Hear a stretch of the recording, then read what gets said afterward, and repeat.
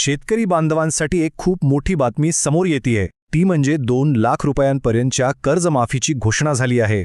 पण ही घोषणा ऐकून मनात बरेच प्रश्न उभे राहतात, नाही का? म्हणजे ही योजना नक्की आहे तरी काय? याचा फायदा नेमका कोणाला मिळणार आणि कसा मिळणार? चला तर मग या सगळ्या प्रश्नांची उत्तरं आज आपण एकदम सोप्या भाषेत समजून घेऊया. अगदी बरोबर. हाच तो आकडा आहे ज्याची सगळीकडे चर्चा आहे. तब्बल 2 लाख रुपये. सरकारने जी कर्जमाफी जाहीर केली आहे ना, तिची ही कमाल मर्यादा आहे. म्हणजे जास्तीत जास्त इतकी रक्कम माफ होऊ शकते. तर या योजनेला एक अधिकृत नाव सुद्धा देण्यात आलं आहे. ते आहे पुण्यश्लोक अहिल्यादेवी होळकर शेतकरी कर्जमाफी योजना 2026. आता नावावरूनच आपल्याला कल्पना येते की या योजनेचा मुख्य उद्देश काय असणार आहे.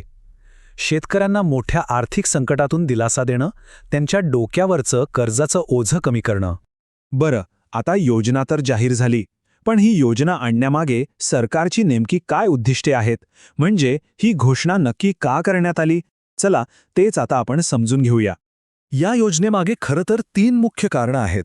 पहिलं आणि सगळ्यात महत्त्वाचं म्हणजे जे शेतकरी कर्जामुळे अडचणीत आलेत त्यांना थेट आर्थिक मदत पोहोचवणं. दुसरं म्हणजे शेती कर्जामुळे येणारा जो मानसिक आणि आर्थिक ताण असतो तो कमी करण्याचा प्रयत्न करणं. आणि तिसरा मुद्दा जो खरंच खूप महत्त्वाचा आहे, तो म्हणजे जे शेतकरी आपलं कर्ज वेळेवर प्रामाणिकपणे फेडतात त्यांना दुर्लक्षून चालणार नाही. त्यांना सुद्धा प्रोत्साहन देणं हे या योजनेचं एक महत्त्वाचं उद्दिष्ट आहे. ठीक आहे, उद्दिष्टे तर समजली, पण आता येतो सगळ्यात महत्त्वाचा प्रश्न जो आपल्या सगळ्यांच्याच मनात असेल की या योजनेचा लाभ नक्की कोणाला मिळणार? यासाठी पात्र होण्याचे नियम किंवा निकष काय आहेत? चला पाहूया. यासाठी 3 मुख्य नियम किंवा अटी आहेत. सगळ्यात पहिली अट, ती व्यक्ती महाराष्ट्रातील शेतकरी असायला हवी. दुसरी अट म्हणजे पीक कर्ज हे कुठल्याही राष्ट्रीयकृत बँक, सहकारी बँक किंवा मान्यताप्राप्त बँकेकडून घेतलेलं असावं. आणि तिसरी आणि सगळ्यात महत्त्वाची अट, 30 सप्टेंबर 2025 पर्यंत ते कर्ज थकीत असायला हवं. आता एक प्रश्न नेहमीच विचारला जातो.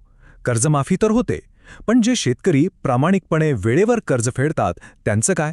त्यांना काहीच फायदा मिळत नाही का? तर या योजनेत या गोष्टीचाही विचार केलेला दिसतोय. त्यांच्यासाठी सुद्धा एक विशेष तरतूद करण्यात आली आहे. जे शेतकरी नियमितपणे आपलं कर्ज फेडत आले आहेत अशा प्रामाणिक शेतकऱ्यांना त्यांच्या या चांगल्या सवयीबद्दल एक प्रकारे बक्षीस म्हणून 50,000 रुपयांपर्यंतचं प्रोत्साहनपर अनुदान दिलं जाणार आहे. खरंच हे एक खूप चांगलं पाऊल म्हणायला हवं. आता आपण या योजनेतल्या एका अत्यंत महत्त्वाच्या नियमाबद्दल बोलूया. ही गोष्ट नीट समजून घेणं खूप गरजेचं आहे, कारण इथेच अनेकांचा गोंधळ होऊ शकतो. एक गोष्ट अगदी स्पष्टपणे लक्षात ठेवायला हवी. ही योजना म्हणजे संपूर्ण कर्जमाफी नाही. यावर 2 लाख रुपयांची एक मर्यादा घालण्यात आली आहे. म्हणजे कर्ज कितीही असो, सरकार जास्तीत जास्त 2च लाख रुपये माफ करणार आहे. ही या योजनेची लिमिट आहे. हेच आपण एका सोप्या उदाहरणाने समजून घेऊया. समजा एका शेतकऱ्यावर 1,80,000 रुपयांचं कर्ज आहे. आता ही रक्कम 2 लाखांपेक्षा कमी असल्यामुळे त्यांचं हे संपूर्ण कर्ज माफ होईल. पण समजा दुसऱ्या एका शेतकऱ्यावर 3 लाख रुपयांचं कर्ज आहे. तर मग अशावेळी काय होईल? सरकार या 3 लाखापैकी फक्त 2 लाख रुपये माफ करेल. वरचे जे 1 लाख रुपये आहेत ते मात्र त्या शेतकऱ्याला स्वतः भरावे लागतील. मला वाटतं आता हे अगदी स्पष्ट झालं असेल. ठीक आहे, योजना समजली, नियम समजले, पण ही योजना नक्की सुरू कधी होणार? याचं वेळापत्रक कसं असेल? चला आता त्या महत्त्वाच्या तारखांवर एक नजर टाकूया. या तारखा जरा लक्षात ठेवा. सगळ्यात महत्त्वाची तारीख आहे 30 सप्टेंबर 2025. या तारखेपर्यंत कर्ज थकीत असणं गरजेचं आहे. यानंतर 2026च्या सुरुवातीला या योजनेची अंमलबजावणी टप्प्याटप्प्याने सुरू होईल आणि 30 जून 2026 पर्यंत ही संपूर्ण कर्जमाफीची प्रक्रिया पूर्ण करण्याचं सरकारचं लक्ष्य आहे. तर अशी ही आहे पुण्यश्लोक अहिल्यादेवी होळकर शेतकरी कर्जमाफी योजना 2026. या योजनेमुळे अनेक शेतकरी बांधवांना एक तात्पुरता का होईना पण मोठा दिलासा मिळेल यात काहीच शंका नाही. पण जाता जाता एक महत्त्वाचा प्रश्न मागे उरतोच की 2 लाखांची ही मदत शेतकऱ्याला कर्जाच्या या चक्रातून कायमचं बाहेर काढू शकेल का? हा विचार करण्यासारखा प्रश्न आहे.